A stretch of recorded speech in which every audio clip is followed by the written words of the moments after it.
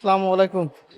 আহ, আমার ফেয়ারফেস প্রজেক্টে বিম বটমে এমন একটা কার্নিশ আছে, তো দেখতেই পাচ্ছেন। এই কার্নিশের হচ্ছে রড বাইন্ডিং কিভাবে হয়েছে, তো সেটা নিয়ে একটু আলোচনা করব। তো আমাদের যে ফোরম্যান আছে, আহ, ওকে নিয়েই আসলে আলোচনাটা শুরু করি। তো আমাদের ফোরম্যানের কাছ থেকে শুনি যে ডিটেলিংটা উনি কিভাবে করছে রডের।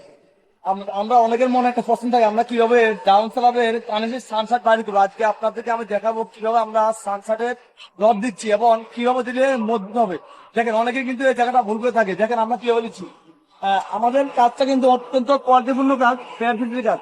সেক্ষেত্রে আমরা প্রথমে এই রিংটাকে আমরা পিস্তল রিং হিসেবে ব্যবহার করে, দেখেন রিং এর নিচ দিয়ে, এই যে রিং এর নিচ দিয়ে আমরা যে হুকটা ওটা বড় করে বাইর করেছি। তারপরে আরেকটা রড আমরা আবার এক ফিট এই যে মাটাম ভাঁজ করে তারপরে আমরা বাহিতে দিয়েছি। সেক্ষেত্রে কি হবে, আমাদের ভীমের সাথে কখনো যদি লোড পড়ে, কোনো পড়ে, তখন একটু ক্র্যাক করার সম্ভাবনা থাকবে না। হ্যাঁ, এই জন্য আপনার যখনই আউটের সানসাট কানেক্ট করবেন, অবশ্যই রডের মাটাম করে ভিতর দিয়ে দিবেন।